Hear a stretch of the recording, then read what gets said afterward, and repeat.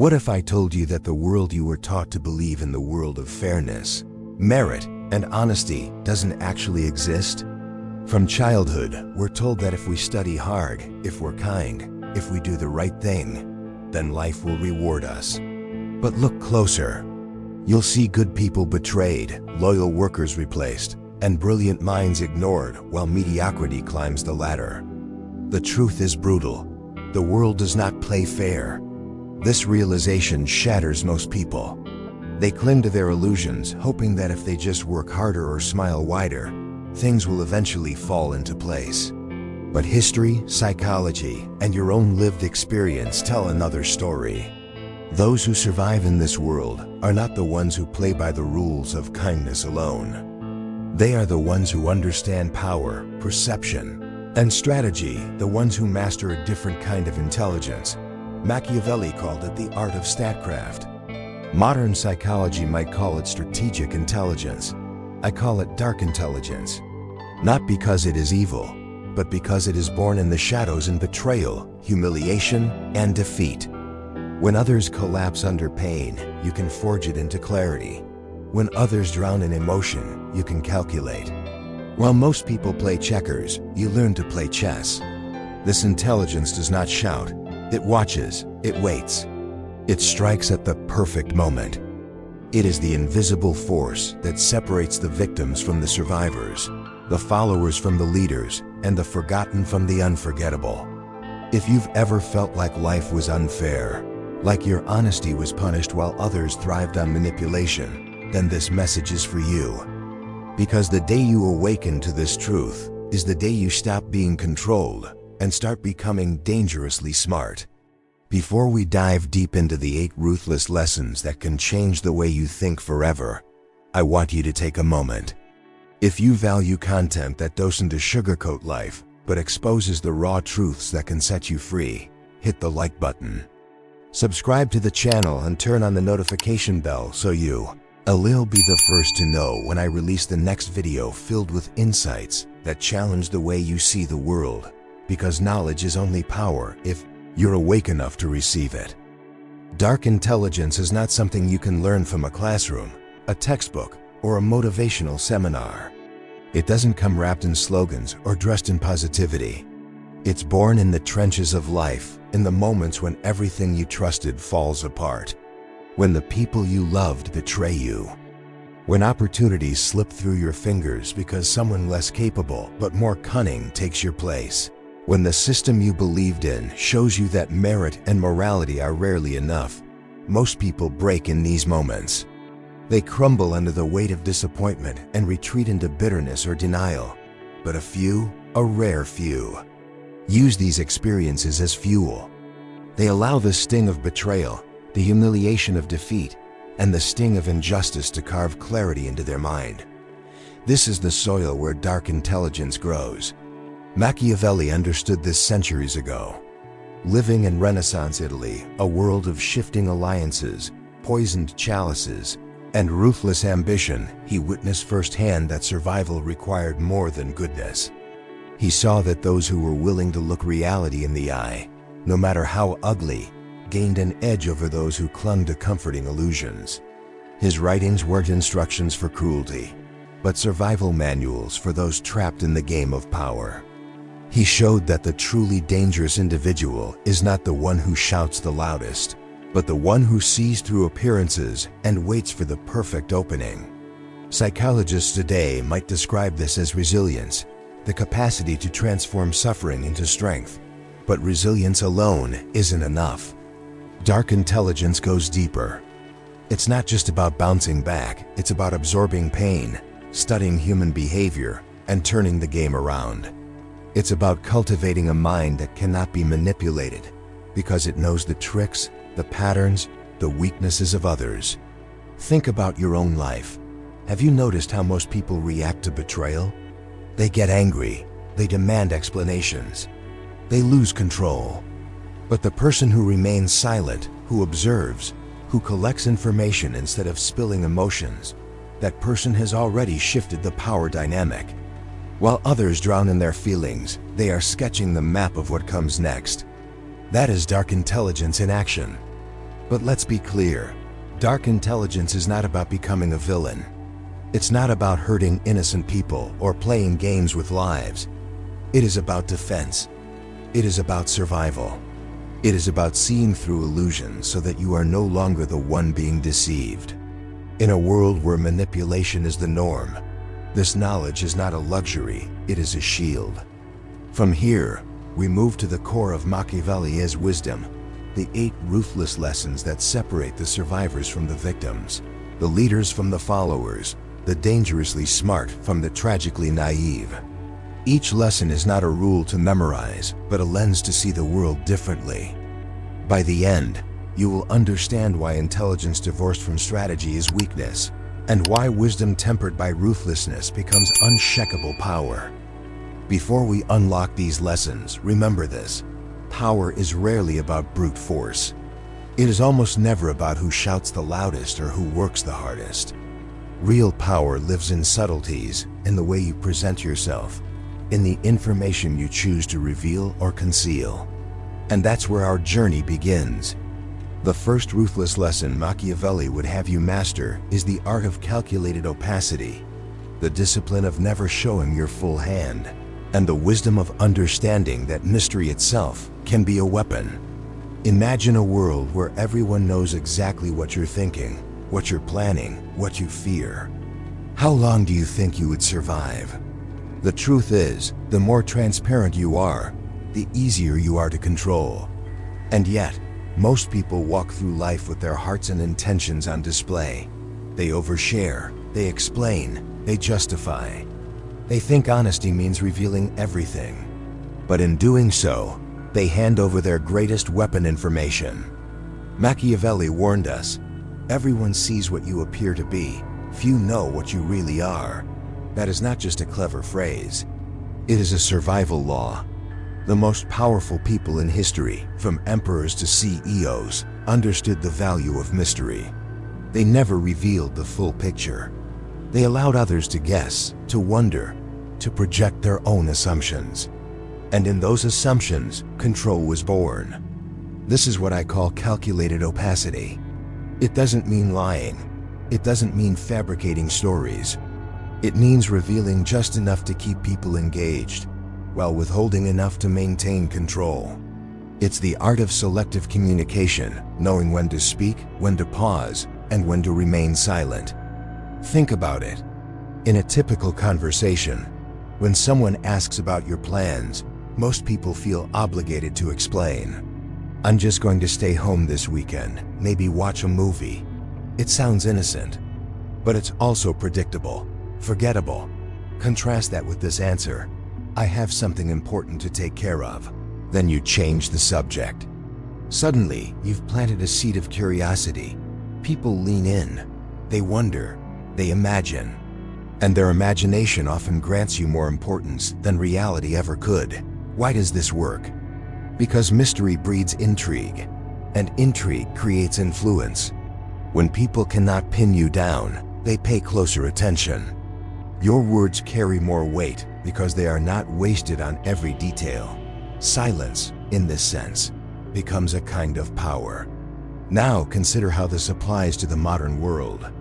In a society addicted to oversharing, where every thought is tweeted, every moment photographed, every opinion broadcast, those who practice calculated opacity stand apart.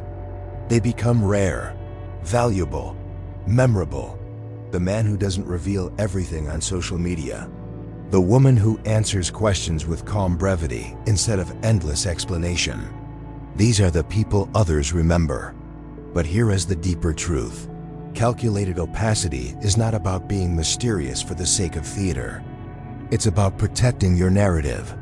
It's about deciding what others are allowed to know and on what terms. Your information is your currency. Spend it wisely. In professional settings, this could mean not revealing every detail of your strategy until the right moment. In relationships, it might mean pacing what you share, building trust gradually instead of overwhelming with confession. In negotiations, it could mean letting the other side speak first, exposing their needs while you remain an enigma. The most dangerous individuals are never the loudest.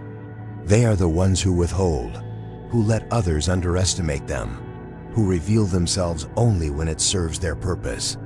Mystery unsettles people. It makes them hesitate. It makes them respect you, even fear you. So ask yourself, are you predictable? Are you too transparent? Do people know exactly how to push your buttons because you've taught them everything about you? Or are you cultivating opacity, revealing only what strengthens your position while keeping the rest within your control? Master this, and you will notice something remarkable. Your presence alone will begin to command attention. Your words will carry weight, not because of volume, but because of scarcity. And in a world drowning in noise, scarcity is the new power. If calculated opacity teaches you the power of mystery, then adaptive persona shows you the power of flexibility. Most people make the fatal mistake of thinking they must be exactly the same in every situation, that authenticity means rigid consistency. They proudly say, "This is just who I am," as if it were a badge of honor. But in reality, that rigidity often becomes a cage. Machiavelli understood something that many still resist today. Effectiveness matters more than appearances. In The Prince, he wrote that a ruler must appear merciful, faithful, humane, upright, and religious, even if he is not all those things at all times. Why? Because perception drives connection, and connection drives power. This doesn't mean being fake. It means being intelligent enough to adapt, just as water takes the shape of its container, but never stops being water. Think about your own life. You already practice this without realizing it. You don't speak to your grandmother the way you speak to your closest friend. You don't behave at a job interview the way you do at a party. You adjust, you shift, you adapt. The danger lies in not recognizing this as a skill to master, but dismissing it as mere coincidence. Adaptive persona is the deliberate practice of studying the people in front of you and communicating in the way they can best receive. Some people need facts and logic. Others need emotion and empathy. Some thrive on vision, while others want practicality. If you walk into every conversation using only your natural style, you will connect with a few and alienate the rest. But if you adapt, you can connect with anyone. This is not manipulation. It is communication intelligence. When someone feels that you get them, they lower their defenses. They trust you. They want to work with you. The adaptive person becomes magnetic, not because they are pretending, but because they are skilled enough to meet people where they are. Picture a diamond. It is one solid stone, unbreakable at its core. But it shines differently depending on how the light hits it. That is what your adaptive persona should be. Your values, your integrity, these remain unshakable. But your presentation, your words, your tone, these can shift like facets of a gem, reflecting what the moment requires. This is where weak people fall apart. They either adapt so much they lose themselves, or they refuse to adapt at all and become socially tone deaf. The powerful individual understands the balance. Adaptation is not about abandoning who you are. It's about revealing the right part of yourself at the right time. In negotiations, this can be the difference between success and failure. In leadership, it can be the difference between inspiring loyalty and facing rebellion. In relationships, it can mean the difference between being understood and being forgotten. Those who master adaptive persona don't force others to understand them. They make it easy for others to connect. So ask yourself, are you presenting only one version of yourself to the world? Or are you skilled enough to bring out the facet of your personality that speaks directly to the heart of whoever stands before you?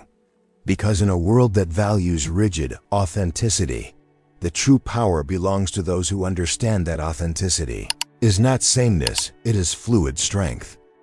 Detachment is one of the most misunderstood ideas in psychology and philosophy. People think it means being cold, distant, and uncaring.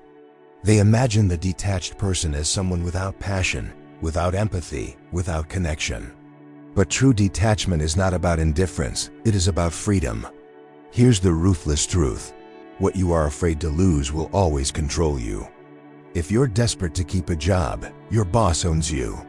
If you're terrified of losing a relationship, you will compromise your values.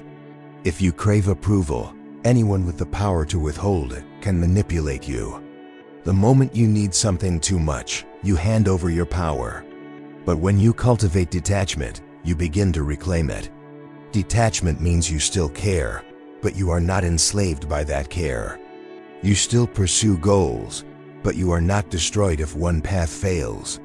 You still love deeply, but you do not beg to be loved in return. Detachment transforms desperation into clarity. Think of two people in a negotiation. Person A needs the deal badly. They've already built their plans around it. Losing would crush them. Person B would like the deal, but they're willing to walk away. Who holds the power? Always the one who has nothing to lose. This is not arrogance, it's perspective. When you're not attached to a single outcome, you can see the situation clearly. You make sharper decisions. You speak with confidence. And here lies the paradox. The less you need something, the more likely it is to come to you. People are drawn to those who don't beg, who don't cling, who radiate self-sufficiency. Confidence doesn't come from guarantees. It comes from the knowledge that you will be fine even if things fall apart. This principle echoes across philosophy.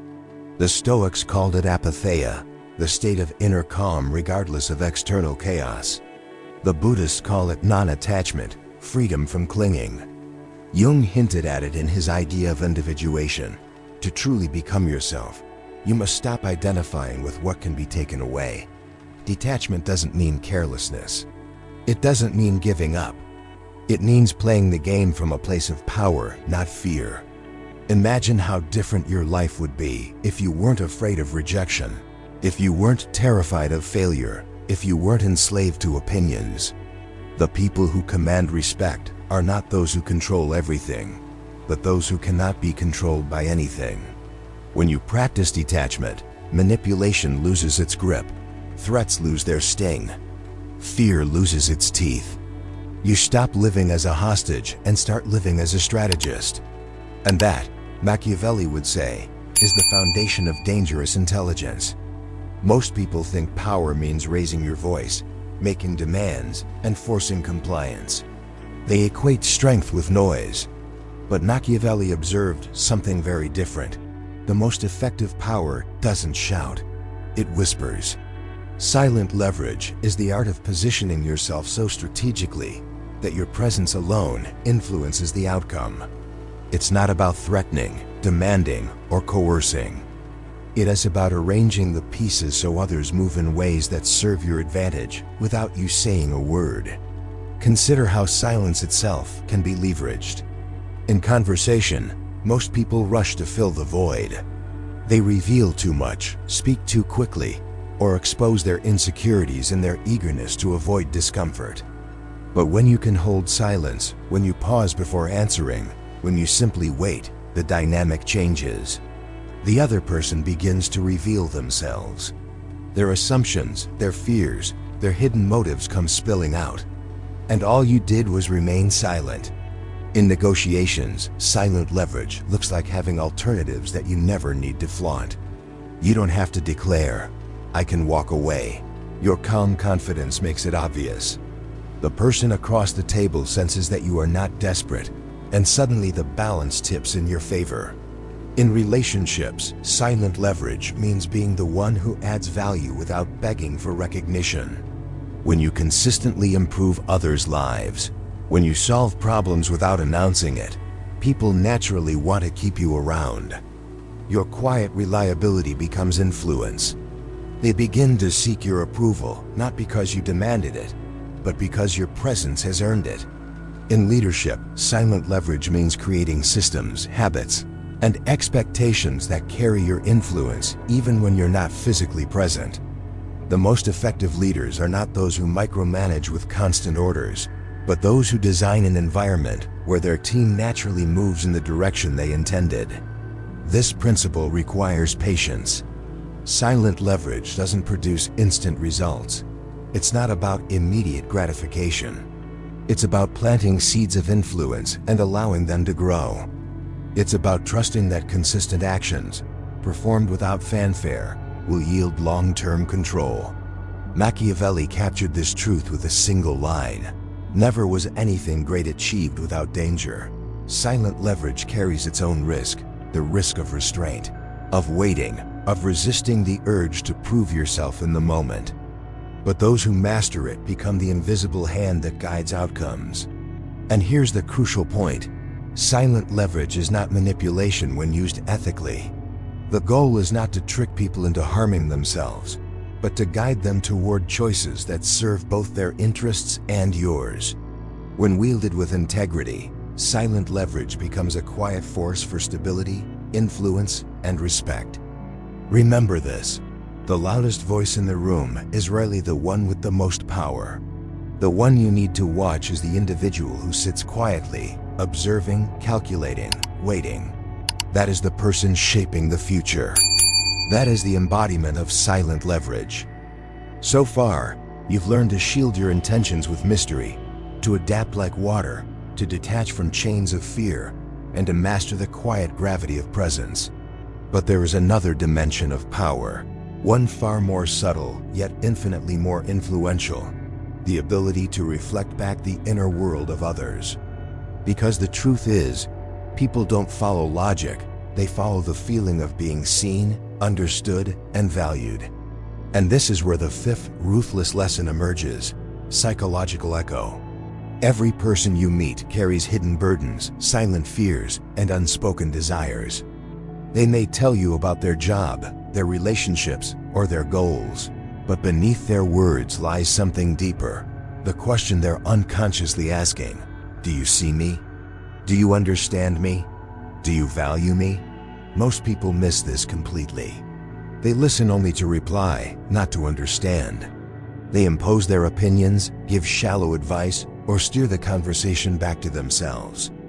In doing so, they lose the chance to influence at the deepest level. Machiavelli, ever the observer of human nature, remarked that men judge generally more by the eye than by the hand. Everyone sees what you appear to be. Few really know what you are. He understood that perception drives behavior. Psychological echo takes this one step further. It is the art of reflecting back, not just what people say, but what they mean. Here's how it works. Instead of responding to words, you respond to the need beneath the words. When someone says, "I hate my job," most people offer quick solutions. Maybe you should quit, or maybe you should look for something else. But a person skilled in psychological echo hears the deeper cry. I feel unappreciated. I feel stuck.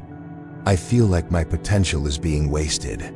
Reflecting that back, it sounds like you ready for something that truly challenges and values you, creates a moment of connection that cuts deeper than advice ever could. This is why the greatest leaders, negotiators, and influencers often seem to speak your language. They aren't psychic, they're simply listening differently. They hear the fear behind the anger, the longing behind the complaint, the insecurity behind the boast. And when they mirror that truth back to you, you feel understood. And when you feel understood, you trust. This principle can reshape every area of life. In leadership, it makes people feel loyal to you, not because you command them, but because you see them. In sales, it makes people buy, not because of the product itself, but because you've reflected their desires back to them. In relationships, it creates intimacy deeper than surface-level conversations. But here's the warning: this power must be wielded with integrity. To use psychological echo solely for manipulation is to risk hollowing out your own character. The ethical use of this skill is to genuinely understand others so that you can help them make better decisions that benefit both them and you. Think about it.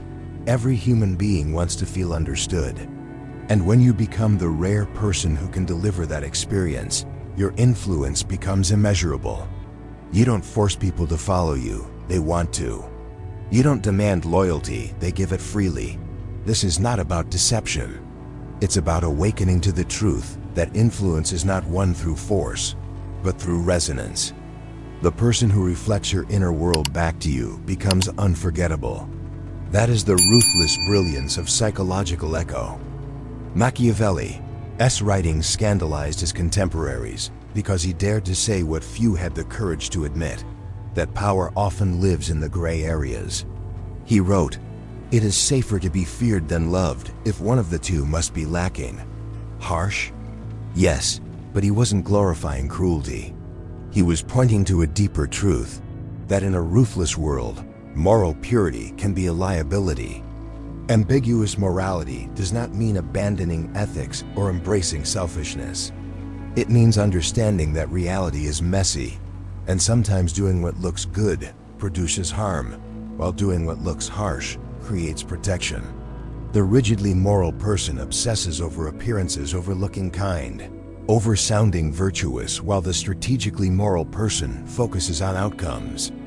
Consider a leader who discovers a member of their team has been lying to clients, damaging trust, and risking the future of the organization. The nice response might be to give them another chance to avoid confrontation. But what about the honest team members whose reputations are being undermined? What about the clients who are being deceived? The pragmatic choice, the gray choice, may be to remove the dishonest person swiftly, even if it feels severe. Or think of relationships. Sometimes telling someone what they want to hear feels kind in the moment. But if their choices are destructive, the truest kindness may be the painful honesty that risks anger now but saves them later. Ambiguous morality is the courage to prioritize real outcomes over comforting illusions. History is filled with examples. Leaders who made difficult choices not because they were cruel, but because survival demanded it. Parents who disciplined harshly in the moment to prepare children for a harsher world. Even great thinkers like Nietzsche and Jung recognized that human nature is too complex to be confined to simple binaries of good and evil. Jung especially warned of the shadow, the darker parts of ourselves that, when ignored, end up controlling us. To deny the gray is to blind yourself to half of reality. But here is the line you must never cross. Ambiguous morality is not a license for selfishness or destruction. The moment you justify harming others purely for personal gain, you've abandoned intelligence for corruption.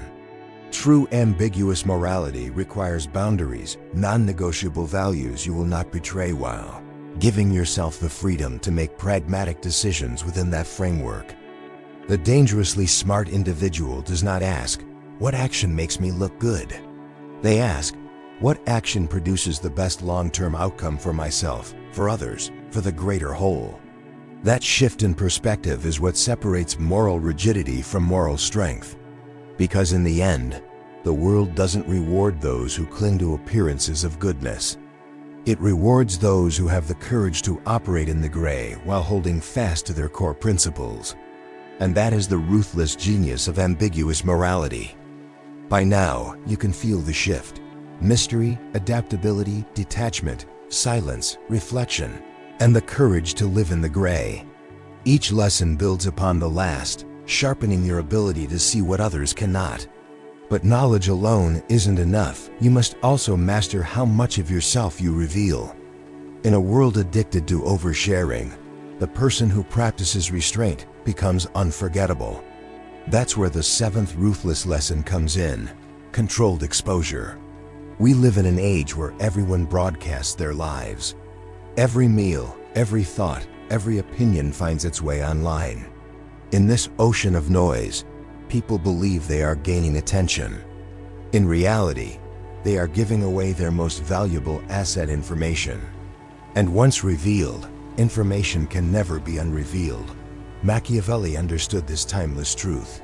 He wrote, "Men are so simple of mind and so much dominated by their immediate needs that a deceitful person will always find plenty who are ready to be deceived." What he meant was simple. Most people reveal so much of themselves, their needs, and their weaknesses that they make deception effortless. They hand manipulators the tools to control them. Controlled exposure is the antidote. It is the practice of revealing only what strengthens your position, never what weakens it. It doesn't mean being secretive about everything. It means being intentional. It means curating your words and actions so that what people see is valuable, but never complete. Think of the psychology behind it. Humans are wired to fill in gaps. When you leave something unsaid, their curiosity works in your favor. Instead of being predictable, you become intriguing. Instead of being ordinary, you become memorable. The less they know, the more they wonder. And in their wondering, they overestimate you. In professional life, controlled exposure might mean unveiling your skills gradually, allowing people to believe you are continuously growing rather than revealing all your strengths at once. In negotiations, it might mean withholding your true priorities until the exact moment when revealing them secures your advantage. In relationships, it means pacing how much you share, allowing trust and intimacy to build naturally rather than overwhelming with confessions. Even online, controlled exposure is essential. Every photo, every post, every comment builds a digital footprint that shapes how the world perceives you. The person who shares everything becomes forgettable, while the one who shares selectively builds intrigue and influence. But here's the crucial balance. Controlled exposure is not about manipulation or deception. It's about owning your narrative. It's about understanding that once you reveal something, you lose control over how it's interpreted. Strategic disclosure means timing your revelations for maximum effect and never surrendering information that could be used against you. When practiced well, controlled exposure makes you stand out in a world of noise. People listen more carefully to your words because they are rare. They pay attention to your actions because they sense meaning in them. They lean in, waiting for what you'll reveal next, never realizing that what you've held back is where your true power lies. Remember this, the loudest person in the room is often ignored. The one who reveals just enough and nothing more commands attention without even asking for it. That is the ruthless elegance of controlled exposure. Most people waste their lives chasing appearances. They want to look smart, sound intelligent, or prove they're right. They argue endlessly, not to create change, but to defend their ego. They get lost in processes, routines, and busy work, convincing themselves that effort equals achievement. But effort is not the same as progress. Looking good is not the same as winning. And being right is not the same as being effective. Machiavelli captured this with unsettling clarity. The promise given was a necessity of the past. The word broken is a necessity of the present. In other words, outcomes, not intentions, not promises, not appearances define reality. Ruthless as it sounds, it's true. The world rewards results, not excuses. Outcome obsession means you stop asking, "How do I look?" and start asking, "What result am I creating?" It shifts your entire mindset. In arguments, it means focusing on changing behavior or reaching a resolution instead of proving you're smarter. In leadership, it means choosing strategies that actually move the mission forward, rather than ones that merely make you popular. In personal life, it means valuing the health of a relationship more than the need to win every disagreement. Consider this. Two people enter a debate. One wants to win the argument, the other wants to win the outcome. The first attacks, corrects, and humiliates. The second listens, adapts, and guides. The first might win applause, but the second changes behavior, and that's the real victory. Outcome obsession also demands ruthless honesty with yourself. Are your actions actually moving you closer to your goals, or are they just making you feel productive? Many people confuse movement with progress. They stay busy to avoid the harder, scarier tasks that would truly change their lives. But the dangerously smart person practices what I call strategic laziness, focusing only on the 20% of actions that create 80% of the results. They don't waste time proving their worth. They produce undeniable outcomes. This doesn't mean abandoning your values. True outcome obsession operates within ethical boundaries. The goal is not to win at any cost, but to win in a way that aligns with your integrity. Because if your results come at the expense of your humanity, you may achieve power, but you will lose yourself. And that is not intelligence, it's self-destruction. The outcome-obsessed individual adapts strategies when they fail, pivots when necessary, and never clings to methods out of pride. They are loyal to the goal, not the plan. And because of that, they cannot be broken by failure. They simply adjust until success is inevitable. This is the final layer of dark intelligence, the ability to silence ego, ignore distractions, and keep your eyes locked on results. In a world filled with talkers, dreamers, and pretenders, the one who consistently delivers outcomes becomes unstoppable. That is the ruthless edge Machiavelli wanted us to see. We've walked through the 8 ruthless lessons of Machiavelli mystery: adaptability, detachment, silence, reflection, moral ambiguity, restraint, and outcome obsession. Each one a blade, each one forged in the fire of reality. But the true test isn't whether you can recite them, it is whether you can live them. Because knowing without applying is just another illusion. And the world doesn't reward illusions. It rewards clarity, resilience, and results. Now comes the most important question of all. What will you do with this knowledge? The world will never hand you fairness. It will never pause to recognize your honesty, your effort, or your good intentions. But that is not a reason for despair, it is a call to awaken. Because once you stop expecting fairness, you stop being a victim. And once you stop being a victim, you step into power. Machiavelli did not write for the comfort zone. He wrote for those standing on the edge of survival, those forced to see reality without illusions. And here's the paradox. By embracing the ruthless truths of life, you don't become a monster. You become free. Free from manipulation, free from fear, free from the chains that keep most people weak and blind. Dark intelligence is not about conquering others. It is about conquering yourself. It is about cultivating the discipline to withhold when others overshare, to adapt when others resist, to detach when others cling, to wait when others rush, to reflect when others impose, to stand firm in the gray when others demand black and white, to reveal strategically when others expose recklessly, and to focus relentlessly when others scatter. That is the path to becoming dangerously smart. Not dangerous because you harm, but dangerous because you cannot be harmed. Not feared because you manipulate, but respected because you cannot be manipulated. So I ask you, are you ready to stop playing checkers and start playing chess? Are you ready to rise above the noise, to think differently, to live with strategy instead of illusion? Because the moment you commit to these lessons, you step into a different class of human being. One who sees clearly, moves deliberately, and shapes outcomes instead of being shaped by them. This is your awakening. This is your call to action. Do not just watch practice. Take one lesson, apply it for 7 days, and witness how people treat you differently. Notice how you feel when you're no longer reactive, but strategic. Then layer on the next lesson, and the next. Slowly, you will realize that you no longer walk blindly through a ruthless world. You navigate it with precision. And if this message resonated with you, if it shifted the way you see yourself in the world, then don't let it stop here. Like this video, subscribe to the channel, and turn on the notification bell so you won't miss what comes next.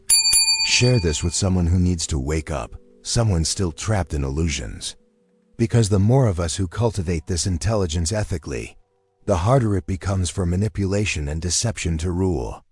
Remember this as you leave. True intelligence isn't just about being smart. It's about being wise enough to use your mind in the service of something greater, your freedom, your integrity, your destiny. Stay strategic, stay ethical, stay powerful,